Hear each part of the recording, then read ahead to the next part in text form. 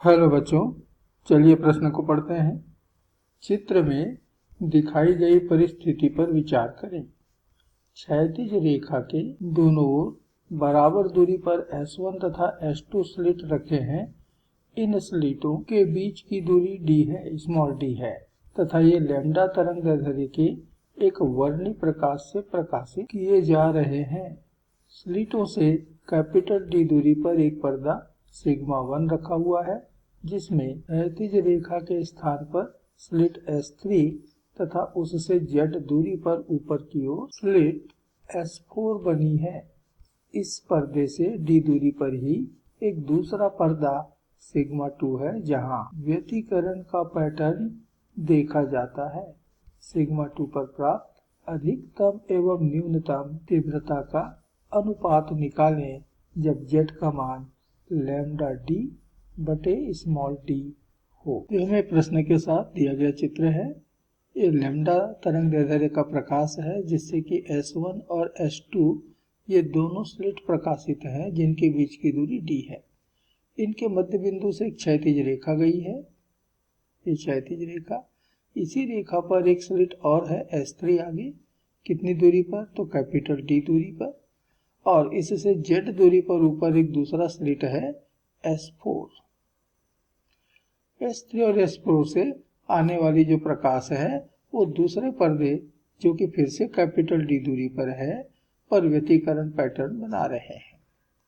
इसी व्यतिकरण पैटर्न में जो सिग्मा 2 पर बन रहा है, अधिकतम और न्यूनतम तीव्रताओं में हमें अनुपात ज्ञात करना है। तो इस प्रश्न के लिए जो मूल अवधारणा है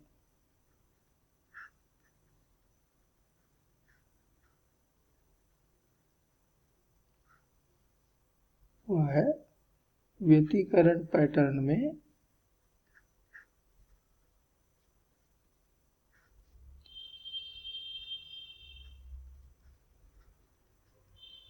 महत्तम और न्यूनतम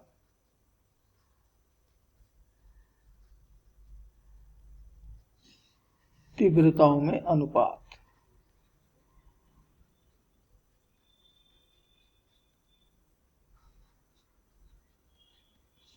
तीव्रताओं में अनुपात।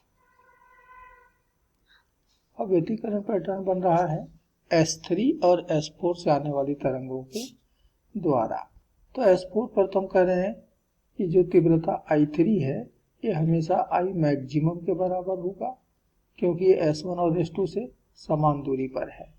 और मैक्सिमम तीव्रता होती है 4I0, यहाँ पर कि I0 ये पहले तरंग की तीव्रता, स्लिट से आने वाली तरंग की तीव्रता, और I0 ये दूसरे से आने वाली तीव्रता, दोनों को हम बराबर मान रहे हैं। और इसी प्रकार S4 से जो तीव्रता आ रही है ये हम मान लेते हैं I4 है। इन्हीं दोनों के द्वारा जो व्यतिकरण पैटर्न बना है उसी में हमको अधिकतम यानी कि महत्तम और न्यूनतम तीव्रता अनुपात ज्ञात करना है, अर्थात I मैक्सिमम बटे I मिनिमम, और ये बराबर होता है रूट पहले तरंग से आने वाली तीव्रता, स्लिट से आने वाली तीव्रता, ये यहाँ पर हमको मिल रहा है I3, धन दूसरे से आने वाली तीव्रता, ये हमको मिल रहा है I4 बटे I3 ऋण I4 के वर्गमूल और इस पूरे का वर्ग। तो दिया गया प्रश्न इसी अवधारणा पर आधारित है। जैसे कि हमने चित्र में ही समझा दिया है कि I3 ये तो बराबर है I4I0 के। अब I4 कितना होगा, यानी S4 से कितनी तीव्रता की तरंगें बाहर आएंगी, ये जानने के लिए हमें S4 पर पथांतर ज्ञात करना होगा। यानी S1 और S2 से जो तरंगें S4 पर पहुंचेंगी उनके बीच में कितना पथांतर होगा। तो S4 पर तरंगों के बीच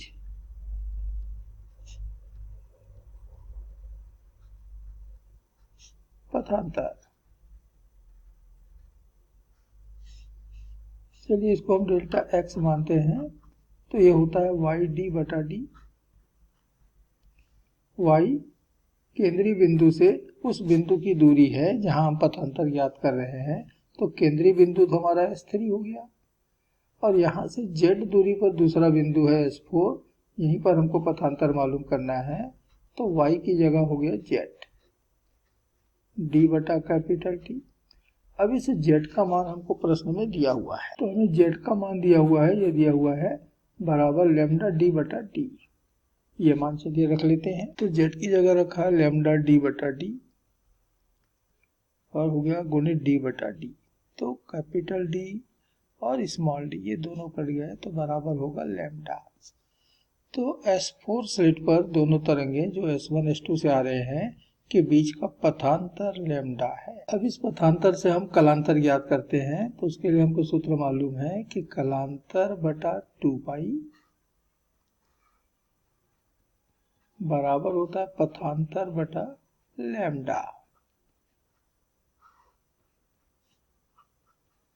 तो कलांतर हम फाई मान लें बटा 2 पाई बराबर पथांतर भी हमको लैम्डा मिला है बटा लैम्डा, जो कि कट गए, और इसलिए फाई बराबर हमको मिल गया 2 पाई, तो पथांतर हो गया। और इसलिए S4 पर तीव्रता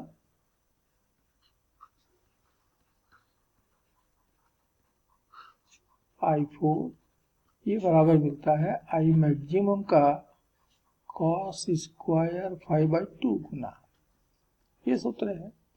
तो I मैक्सिमम तो हमको मिला है 4I0 cos वर्ग, और फाई का मान मिला है 2 पाई बटा 2, तो 2 और 2 तो कट गए, और इसलिए हमको मिल गया 4I0 cos वर्ग पाई।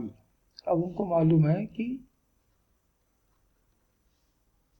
cos पाई का मान -1 होता है का वर्ग अर्थात 4I0, तो I4 यानी कि S4 से भी जो तीव्रता आ रही है वो 4I0 के ही बराबर है। और तब दूसरे पर्दे पर व्यतिकरण पैटर्न में अधिकतम तीव्रता I मैक्सिमम न्यूनतम तीव्रता I मिनिमम के बीच में अनुपात हो गया वर्गमूल I3 हमको मिला है 4I0 धन I4 भी हमको मिला है 4I0 बटे वर्गमूल फिर से I3 4I0 ऋण I4 वर्गमूल I4, ये हो गया 4I0, तो हमको मिल गया 2 गुणित वर्गमूल 4I0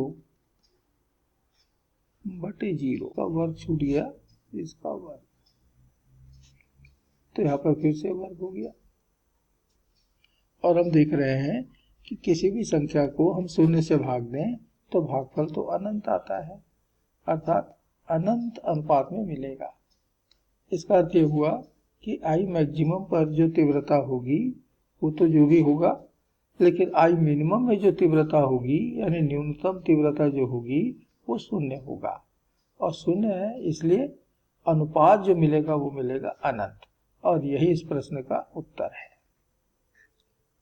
अधिकतम और न्यूनतम तीव्रता अनुपात अनंत मिलेगा। आशा करते हैं आपको समझ आया होगा। धन्यवाद।